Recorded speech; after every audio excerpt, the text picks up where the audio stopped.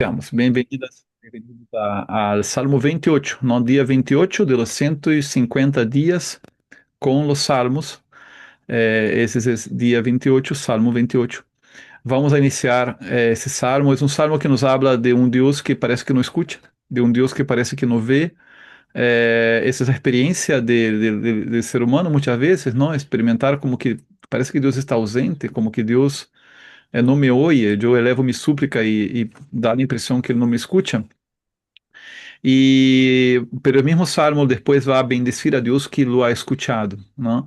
Entonces es un salmo que nos educa en esa espera, ¿no? Como decía el salmo ayer, ¿no? El salmo 27, ¿no? Espera en el Señor, porque el Señor puede demorar, pero el Señor no tarda. Es un poco la idea del salmo de hoy, un mensaje de partida muy bonito. Entonces vamos a empezar con una oración pidiendo al Espíritu Santo que nos dé entendimiento para acoger esta palabra. In nomine Patris et Filii et Spiritus Sancti. Amém. Pater omnium benedictionum infunde super me gratiam Spiritus Sancti, ut mens mea aperiatur ad intelligentiam sacrarum scripturarum, et ut interpretando eas cum auxilio eius cor meum aperiatur ad veritatem et conversionem, revela mihi ac die iterum mysterium Filii Tui Iesu Christi Domini nostri, ut fides mea crescat, spes mea roburetur, et semen verbi Tui fructum ferate in me per caritatem et virtutem. Per Iesum Christum Dominum nostrum. Amém. Iesu Domine misericordiae, in te confido, Maria, Virgo dolorosa, ora pro nobis, in nomine Patris et Filii et Spiritus Sancti. Amém. Muy bien, vamos a entonces leer aquí el Salmo en la versión litúrgica. De partida ya les comento que la versión litúrgica suele omitir, no suele dejar atrás o dejar a un lado todo lo que son oraciones imprecatorias, ¿no? Oraciones imprecatorias son aquellas típicas oraciones que vemos en los salmos, ¿no? Que da la impresión que desea el mal del otro, ¿no? Pero no es eso, ¿no? En realidad es el salmista pidiéndole a Dios que haga justicia, meio como que o malvado seja punido por suas maldades, não? Então, esse tipo de texto, por opção pastoral, a liturgia católica lo saca de Salmo, então vai ser uma versão um pouco mais corta, depois la leemos na versão bíblica tradicional. Salmo 28, em la versão litúrgica, sempre na numeração /27. A ti, Senhor, te invoco, roca minha. No seas sordo a mi voz, que si no me escuchas, seré igual que los que bajan a la fosa. Escucha mi voz suplicante cuando te pido auxilio, cuando alzo las manos hacia tu santuario. No me arrebates con los malvados ni con los malhechores, que hablan de paz con el prójimo, pero llevan la maldad en el corazón. Bendito el Señor que escuchó mi voz suplicante. El Señor es mi fuerza y mi escudo. En él confía mi corazón. Me socorrió y mi corazón se alegra y le canta agradecido. El Señor es fuerza para su pueblo, apoyo y salvación para su ungido. Salva tu pueblo y bendice tu heredad. Sé su pastor y llévalo siempre. Palabra de Dios, te alabamos, Señor. Muy bien, aquí está el salmo entonces, ¿no? El salmo tiene esa primera parte que es pedir al Señor, ¿no? A ti, Señor, te invoco, no seas sordo mi voz, ¿no? No, como que Deus parece não escuchar, ¿no? Ele disse, roca mía, ¿no es cierto? Pero se siente abandonado, ¿no? Se siente no escuchado. Y él dice, si no me escuchas, seré igual que los que bajan a la fosa, ¿no? Es decir, si tú no me escuchas, Señor, yo prácticamente me muero, ¿no? Aquí la versión de La Plata, ¿no? De la Biblia platense, trae esse texto como que dizendo, não te muestres sordo comigo, não seja que se tu me desoyes, me asemeje yo a los que bajan al sepulcro, ¿no? La idea de la fosa es el sepulcro. La Biblia de Navarra también, ¿no? Sería como los que bajan a la tumba. Escucha mi voz suplicante quando clamo a ti, quando levanto mis manos hacia tu santo templo. No me arrastres con los impíos, ni con los que obran la iniquidad, que hablan de paz con sus prójimos, mientras la maldad está en sus corazones. Y aquí viene el texto que la liturgia ahí, la primera versión que leímos, omitió, ¿no? Que es este texto acá. Dales lo que merecen sus obras y la maldad de sus actos, dale según lo que hacen sus manos, devuélvele su merecido. Como no disciernen las obras del Señor ni las acciones de sus manos, Él los arruinará sin remedio. Entonces, bueno, esa es la parte que está ahí omitida en el texto litúrgico, ¿no? Entonces, eh, bueno, yo pienso que las razones pastorales, ellas siempre son cuestionables, ¿no? Porque quizás hoy día la gente necesita escuchar ese mensaje, ¿no? Porque a veces se dice, ah, lo que aquí se hace, aquí se paga. Bueno, yo no estoy de acuerdo con esa expresión, ¿no? Lo que aquí se hace, lo que aquí se paga. Primero, porque no es cristiana, ¿no? O sea, devolver el mal por el mal no es cristiano. Y segundo, porque no siempre ocurre, ¿no? ¿Cuánta gente malvada se muere, ¿no? En su maldad sin haber pagado el precio de ella, ¿no? O sea, sin que la justicia de este mundo los haya punido, ¿no? Mucha gente malvada muere sin ninguna punición. Ahí volvió, ¿no? Ya. Entonces, nada, el mundo es muy injusto, ¿no? La justicia humana es muy falla, pero la justicia de Dios no, y ese mensaje es importante, ¿no? Que a mi modo de ver, ¿no? Es importante decir esto, ¿no? Que Dios hará justicia, ¿no? Entonces, después vamos a comentar un poco más esa parte de acá.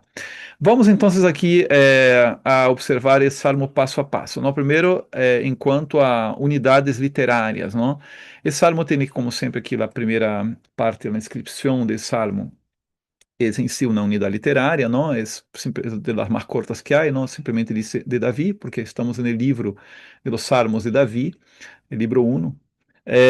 Y luego tenemos aquí, a veces las personas no se dan cuenta, pero el Salmo tiene dos partes bastante claras, ¿no? La parte en la cual él pide a Dios que no sea sordo, ¿no? Que Dios lo escuche.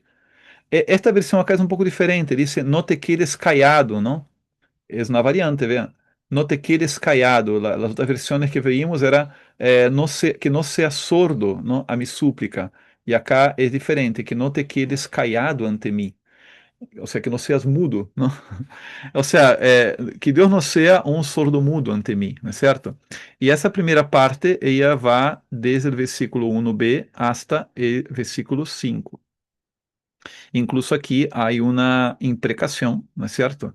Hablando no de que Deus les devolverá su merecido a los impíos, não me arrastre com los impíos, com los que obran la iniquidad, dá-lhes a ellos mais bem su merecido, e o Senhor los arruinará sem remédio. Então, essa primeira parte acá é uma súplica, e a segunda parte é aqui a partir do versículo 6, é a bendição, ¿no? Versículos 6 e 7. O salmo vai terminar também com uma pequena reflexão e uma última súplica. O versículo 9 também é uma súplica. Salva tu pueblo, bendice a tu heredad, também há uma bendição acá ¿no? De por meio, e sé su pastor e su guia para sempre. Então, temos aqui uma bendição, no bendito el Senhor, exulta mi coração, com mi canto lo alabo, não? Bendito sea el Senhor que escucha mi voz suplicante. Então, vea, o próprio Salmo traz uma resposta, não é certo? A resposta é bendecir a Deus. Então, para o leitor um pouco distraído, não? Observar isto, não é certo? Que aqui o Salmo entra em outro movimento, em outro momento. ¿Será que en la redacción de Salmo eran dos oraciones diferentes que después se han juntado, ¿no es cierto? ¿O será que justamente es esa la meditación? Pensar que el Señor nunca será sordo, ¿no? El Señor nunca será mudo. El Señor siempre nos va a responder, ¿no? Por lo tanto, se reafirma aquella idea, ¿no? Que el Señor es mi fuerza y mi escudo. En Él confió mi corazón y fue socorrido. Entonces, el Salmo podemos considerar que tem toda uma coerência. O Salmo é uma oração de súplica personal, não é certo? Sempre vamos a ver aqui o Salmo falando em primeira persona a Deus, num colóquio, a ti, Senhor, te invoco, não é certo? sempre hablando em primeira persona de singular, ¿no? Sempre observamos aqui também os pronombres, os tempos verbais. Vamos a ver desta maneira, ¿no? É uma oração personal. Y, sin embargo, al final, ¿no? El Salmo se eleva una oración por el pueblo, ¿no? El Señor es fuerza para su pueblo, salva a tu pueblo, bendice a tu heredad, ¿no? Sé su pastor y su guía para siempre. Entonces, la mayor parte del Salmo es personal y esta última parte acá es una parte en plural, ¿no? Comunitaria, por decir, ¿no? E de que nos habla isto? Nos habla de que esse salmo foi escrito por um orante, acá se atribui a Davi, não? Não temos por que pensar que seja diferente. Eh, Quizás esta questão acá, não? Levanto mis manos hacia su templo santo. Já comento um pouco essa expressão acá, não? Tu templo santo. Analisando aí o texto em hebreu diz debir, não? Debir. Quando habla de templo, usa a palavra debir. Debir não é simplesmente el templo. Debir é el santo de los santos. Que é o Santo de los Santos? En el santuário de Israel havia um ambiente, que era o ambiente mais ao fundo do santuário, eh, coberto por uma cortina, e este ambiente era el Santíssimo. É o ambiente em que nadie podia, o lugar, perdão, en el qual nadie podia ingressar, só o sumo sacerdote podia ingressar em uma ocasião muito especial del año, que era a festa del perdão. E nesse lugar estava el Arca de la Aliança. Vou tomar acá mi miniatura, acá mi réplica del Arca de la Aliança, não só para figurar. É que tem um querubim aqui que se me ha despegado, a ver se não se me despega, o querubim. Aí, bueno, se me despega, aí está. Acá está el Arca de la Aliança. Então havia como que uma cortina, não é certo? Uma cortina delante del arca para tapar esse ambiente, e era um ambiente en el qual el arca simbolizava o trono de Deus. Então nadie entrava aí, era o lugar santíssimo, não era o debir. Então a palavra que se usa aqui em hebreu, não, é a palavra debir, não? Então el salmo, pues, é de Davi, não é certo? Disse que é de Davi, pero esse detalhe aqui nos hace dudar que seja Davi, porque Davi nunca conheceu esse lugar, não? Bueno, Davi sabia que havia esse lugar en el santuário, pero na época de Davi, o santuário não estava edificado, não? Não havia sido edificado o santuário. O santuário seria edificado por el templo, não por Salomão, seu filho. Então, bueno, esse é um motivo para pensar que quizás aqui há elementos que nos hablam de um orante pós-davídico, não é certo? Pero os salmos muitas vezes se atribuem a Davi quando são salmos assim personales nesta coleção de livro 1. E também esta última parte acá, intercedendo por el pueblo, porque o que leemos aqui é uma intercessão por el pueblo, nos pode fazer pensar que esse salmo haya sido escrito por um sacerdote. Então, um sacerdote que anônimo, não é certo? E que atribui a oração a Davi, porque está dentro do espírito do rei Davi, correto? Um espírito orante, não? Isso é muito típico aqui nessa coleção. Vamos a analisar aqui também algumas expressões interessantes, não? A expressão roca mia, muito usada nesta coleção de livro 1, não? É uma maneira que já vamos vendo que se repite várias vezes. Essa expressão simboliza isto acá, não? Que o Senhor é mi força, mi escudo, mi refúgio, em quem confio, não? É mi roca, é uma roca de refúgio. Acá também, não? Refúgio de salvação para su ungido, ¿no? Essa ideia de refúgio, roca mía, vem a significar isso, não? Essa expressão acá, los que, perdão, bueno, esto acá é interessante, não? No te quedes callado ante mim, porque se tu guardas silêncio, seré como los que bajan a la tumba. Como dije, é um salmo que nos hace pensar em quantas vezes nos sentimos abandonados por Deus, pero eu quero subrayar acá o verbo bajar, não? Los que bajan. a la tumba, ¿no? Entonces, ese Dios que se cae como que me deprime, ¿no? Me deja abandonado, me deja angustiado, como que yo pierdo la esperanza. Aproveitemos para mirar acá cómo terminó el salmo anterior, ¿no? La conexión con el salmo anterior. El salmo anterior te dijo, yo estoy seguro que veré la bondad del Señor en la tierra de los vivos, no en la tumba, sino que en la tierra de los vivos. El Señor puede demorarse, pero espera en Él. No ten ánimo, sé recio, que se reanime tu corazón, espera en el Señor. Entonces, si el Señor no te habla, si el Señor no te responde, no te descorazones, porque el Señor te va a hablar, ¿no? Mira ese versículo acá que vimos ayer, ¿no? Aunque mi padre y mi madre me abandonen, el Señor me recogerá. El Señor tiene un amor más fiel que el amor de un padre y una madre amorosos, ¿no? Entonces, la idea de que el orante no se siente muy como los que bajan, contrasta con el final también del Salmo, porque el final del Salmo dice aquí, ¿no?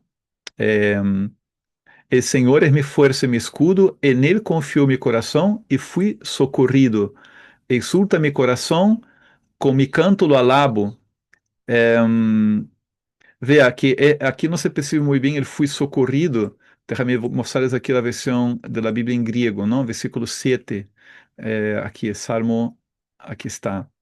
Em, Vamos a ver acá, ¿no?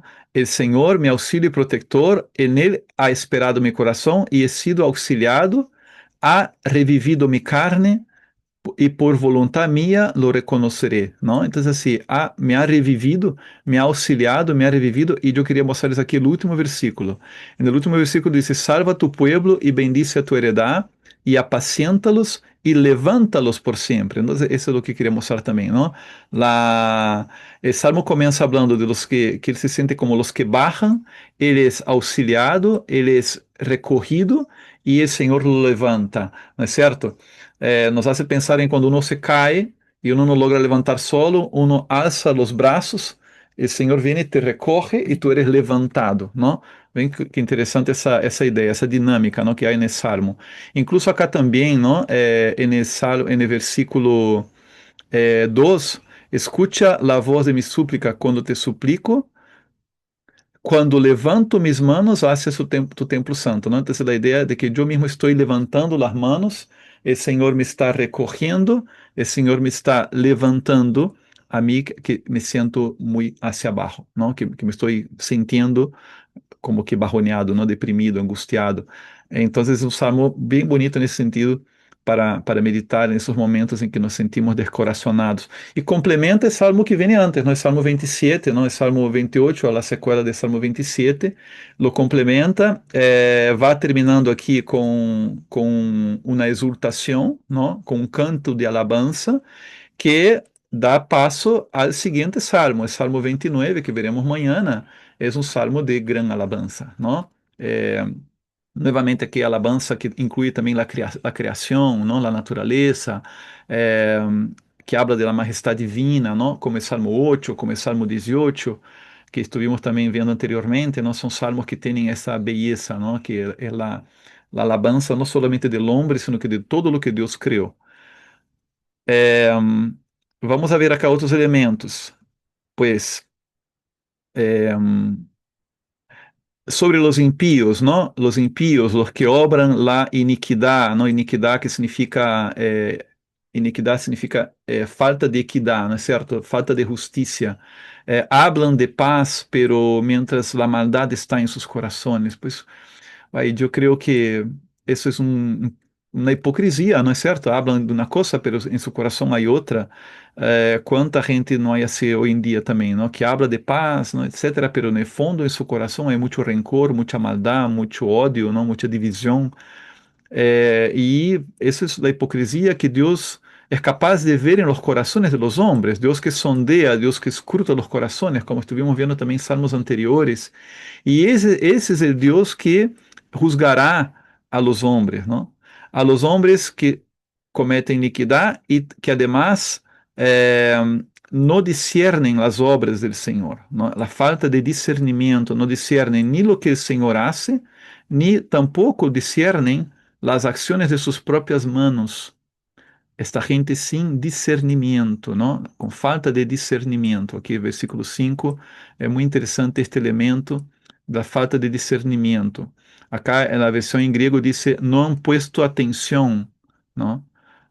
Não han puesto atenção às obras do Senhor. Outra conotação, não? ¿Por quê? Porque não poner atenção às obras de Deus é não ter essa sensibilidade, correto? Para as coisas de Deus. Vamos ver como põe acá esta Bíblia, la de Straubinger, não? Dice, no paran mientes en los hechos de Yahvé. Pues uma tradução um pouco difícil de entender. Prefiro as outras, não é certo? Pero aqui também está mais forte, não? Destruya-los ele e não los restablezca, não? Desejo de que Deus ponga fim a esse tipo de gente, não? Eh, entonces, bueno, ya hablé sobre la imprecación, ¿no? Ese tipo de textos bueno, importante poner, recordar que el salmista siempre está poniendo la justicia eh, ante Dios, ¿no es cierto? Dios es quien va a juzgar, Dios es quien va a dictar el veredicto. Después en la segunda parte, esa bendición, já comentei acá de Senhor que é minha força e meu escudo, e canto de alabança. Vamos aqui ao final, não?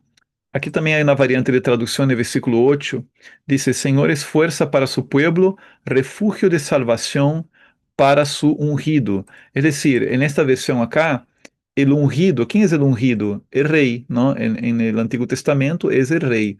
Recordar que la palabra ungido es traducción castellana a la palabra en el griego Christos, ¿no?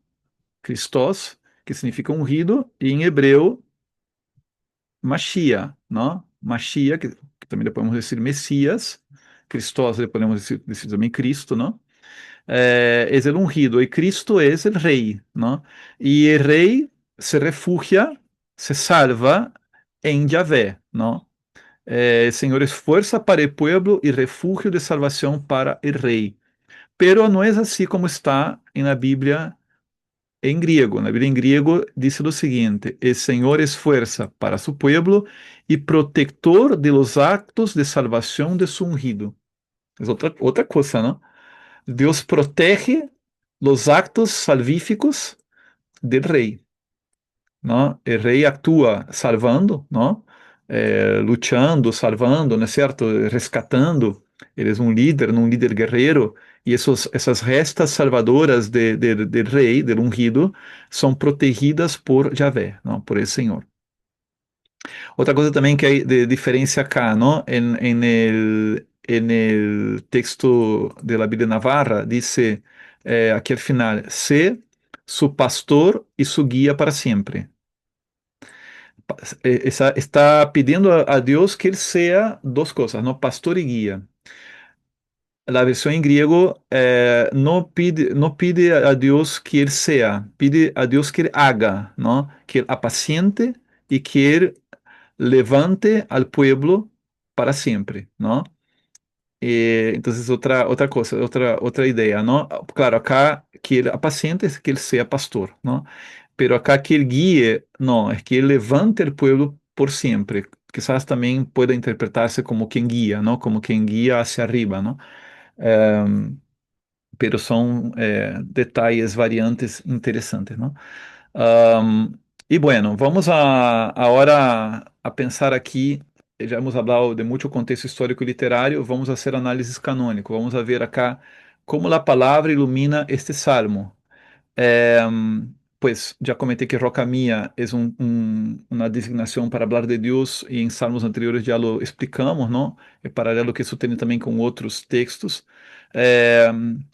Quero trazer aqui esta ideia aqui do juízo, não? Essa ideia justamente da parte imprecatória, não? Essa ideia de que Deus vai devolver a cada um segundo suas obras, segundo su merecido. Eh, Esse tema aqui, por mais que não queramos darle visibilidade, não é um tema incômodo, não é? Pois como assim, não? É parte de nosso credo, o Senhor vendrá a juzgar a vivos e mortos. E é parte também do Novo Testamento. Vamos a um texto do Novo Testamento. Por exemplo, a segunda carta de Timoteo, capítulo 4, uma carta muito personal, não, de São Paulo a um amigo suyo, que é São Timoteo. e Timoteo aparentemente era como que um obispo também, não era uma pessoa que cuidava de uma comunidade. Esse final da carta aqui, eu sempre encontro muito divertido essas cartas de Pablo, hacia el final, quando empieza a falar de coisas cotidianas, não? Por exemplo, ele disse a Timoteo: apresúrate a venir quanto antes. Se crê que esta carta é uma das últimas cartas de Pablo, quando Pablo estava preso em Roma, e ele disse, não, solo Lucas está comigo. Eh, ele disse que me abandonou Demas, que se marchou a Tessalônica, que Crescente também se marchou a Galácia, que Tito se marchou a Dalmácia. Então, solo Lucas está comigo. Tu, Timoteo, toma Marcos e trai-lo contigo, não? Ou seja, Timoteu estava com Marcos, entende-se que Marcos é evangelista também, assim como Lucas. Lucas está com Pablo, Marcos está com Timoteu. Então, Pablo está dizendo a Timoteu: vente com Marcos, porque Marcos me é útil en el ministério, não? É, como não um grande escritor, não um grande in- um grande investigador, não, de las coisas de Cristo, não? Porque me é útil para o ministério. A Tíquico lo mandei a Éfeso. É, provavelmente portando esta carta, não? Porque Timoteo estava na região de Éfeso. Quando vengas, trae la capa que me dejé en Troade, en casa de Carpo, o sea, me olvidé mi casaca, ¿no? Me olvidé mi abrigo en la casa de Carpo. Tráeme también los libros, sobre todo los de pergamino. Bueno, essas são curiosidades aqui que eu não puedo dejar de mostrar de la carta a Timoteo, pero ¿a qué vamos? Vamos aquí a los versículos estos que están acá, ¿no? Alejandro, el herrero, me ha ocasionado muchos males, dice Pablo. Perdão, el Senhor lhe pagará de acordo com suas obras. Tem tu cuidado com ele, pois se ha opuesto obstinadamente a nossas palavras. Parece que este Alejandro se marchou também a Éfeso, a la região onde estava Timoteo, e lhe havia hecho muito dano a Pablo. Pablo disse: tem cuidado com ele, não? Porque ele se opõe a nossa predicação, e el Senhor lhe pagará de acordo com suas obras. Que habrá hecho este homem, não? Pero vea, aqui está claramente essa ideia de que o Senhor juzgará e o Senhor lhe retribuirá segundo suas obras. Pero para não quedar solamente em términos aqui de Pablo, que também tem aqui al final, não? Um versículo 18: o Senhor me livrará de toda obra mala e me salvará para su reino celestial, correto? Essa consideração do juízo final que Paulo estaria pronto a enfrentar, não? Porque ele estava muito cerca de sua morte. Podemos, para não quedarmos solamente aqui, podemos ir a livro do Apocalipse. Mira, o Apocalipse capítulo 20, que já aqui é outro tipo de texto, não? Que é um texto já falando de final de los tiempos, trae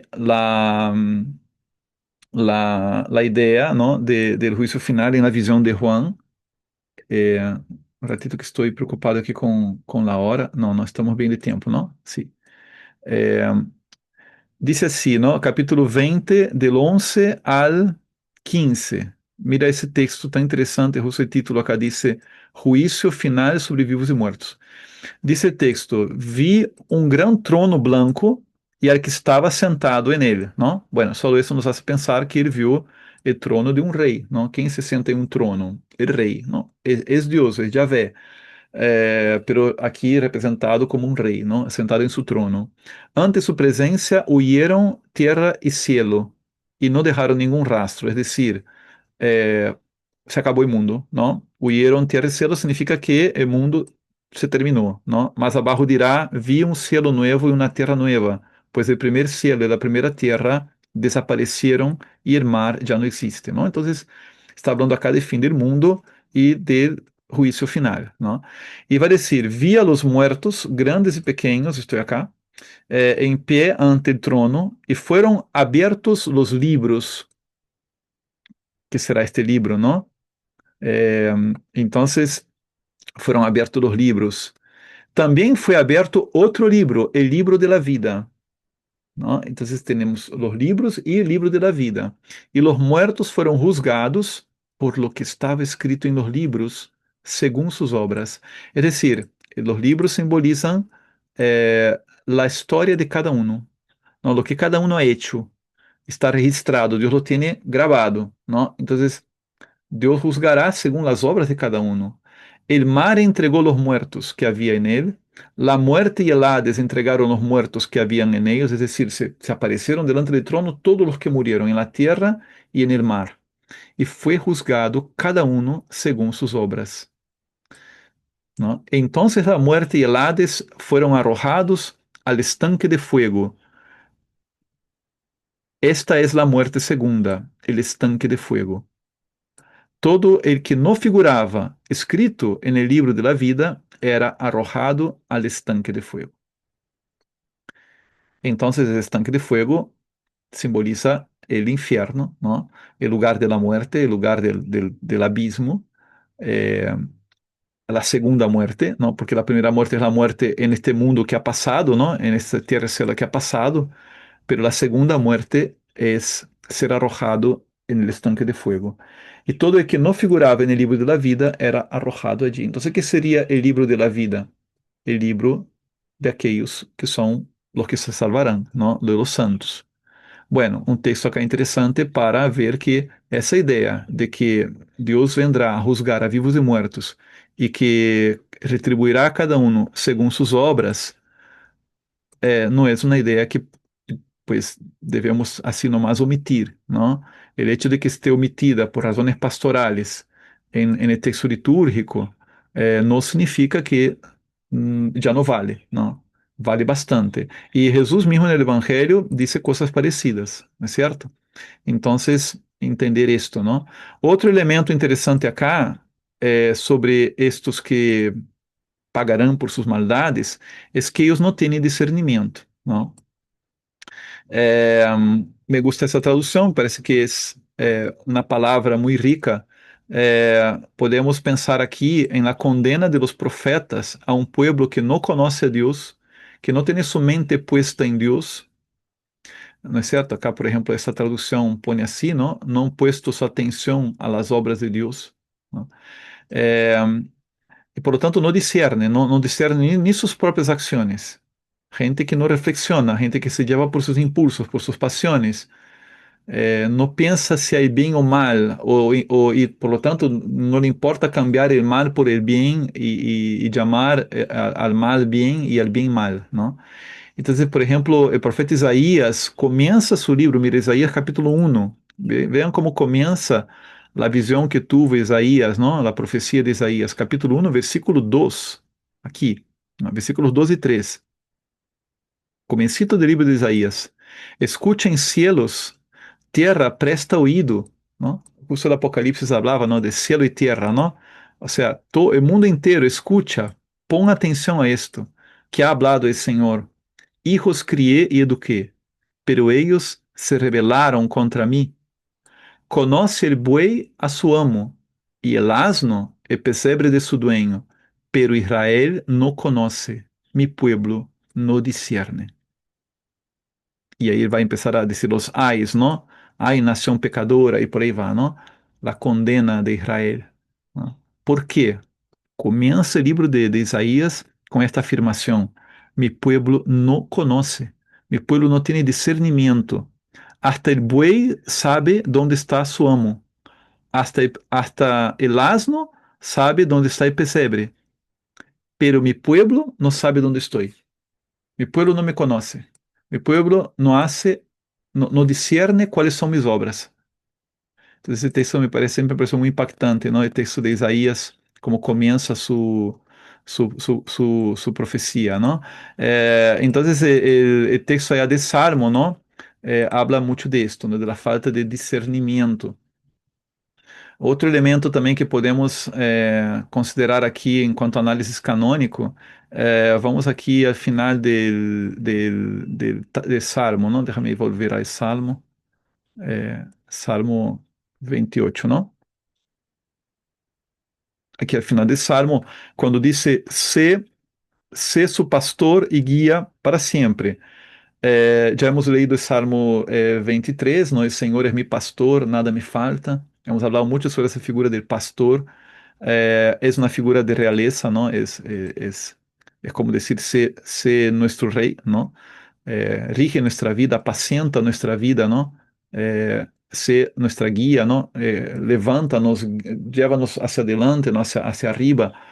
É, ideia que também está presente em vários outros textos bíblicos, como por exemplo Ezequiel 34, não? O livro do profeta Ezequiel está muito marcado por esta ideia no capítulo 34, aí les pido que vocês busquem, não? Ezequiel capítulo 34, ou o próprio livro de Isaías, volvemos aqui a Isaías, não?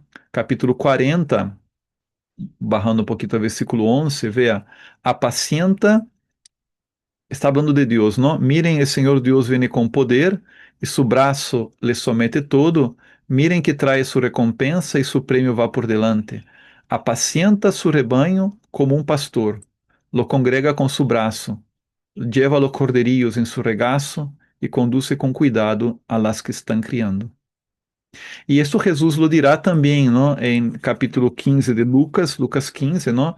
A parábola de la oveja que se perdeu e o pastor la va a buscar, não? La carga em seus ombros, não? Justamente aquela ideia de que o pastor la congrega com seu braço, e também Juan capítulo 10, que também comentávamos sobre o bom pastor, não? Eu sou o bom pastor, conozco a mis ovejas, não las saco afuera, doy mi vida por mis ovejas. Então, todo isso se realiza em Cristo, não? Então, é um salmo que aqui nomás também vemos uma concreção messiânica. Se cumpre em Cristo esse salmo, não? Cristo é aquele que é a palavra viva, a palavra que vino ao mundo, a palavra de Deus que se hizo carne. Então, ante esse sentimento, não, de que Deus não me escuta, de que Deus não me habla, a resposta de Deus, veja que o salmo anterior de ayer também, não, quero ver tu rostro, Senhor, busco tu rostro, agora busco tu palavra, não? A resposta de Deus é a encarnação. ¿No? La palabra se hizo carne, se hizo uno de nosotros, ha manifestado su rostro y ha dicho todo, dice el catecismo, ¿no? Dios, a través de Cristo, dijo la palabra final y con él todo está dicho. Entonces, mirar a Cristo es mirar la palabra viva, es mirar a Dios junto a nosotros. Por eso tenemos, ¿no? La imagen de Cristo para recordar que Ele está aqui, não? Que não devemos temer nada, não? E que Ele é nosso pastor, não? É aquele que nos socorre, não? Que nos levanta, que nos rescata. Por isso a Virgem Maria, não? E também acá, iluminando este passagem acá desde o Magnificat, não? Lucas capítulo 1, mi alma exulta en el Senhor, não? É, exulta mi alma en el Señor, ¿no? Dice la Virgen María, ¿no? Se alegra mi espíritu en Dios mi Salvador. Lucas capítulo 1, ¿no? El canto de Magnificat. Entonces, ese salmo es un salmo que nos alienta a tener mucho más confianza en Dios, y que também nos habla de el juicio final, pero também de que o Senhor nos levante, nos alce, e aqui podemos pensar também em la ressurreição para sempre, não? Sentido escatológico desse salmo. E isso é o Salmo 28, não? Um salmo que esconde muitas coisas lindas, não? Espero que les haya servido. Então, alabado seja nosso Senhor Jesucristo. E y después en la ficha ustedes verán algunos detalles más. Dejaré ahí las preguntas para meditar y cualquier pregunta ustedes me hacen por el WhatsApp, cualquier comentario, ahí está abierto para que ustedes lo hagan. Podemos seguir por ahí. Que Dios nos bendiga, entonces nos vemos mañana con el Salmo 29. ¿Ok? Muy bien. Hasta luego, hasta la próxima. Hasta luego. Hasta luego. Chao, chao. Chao, chao, chao.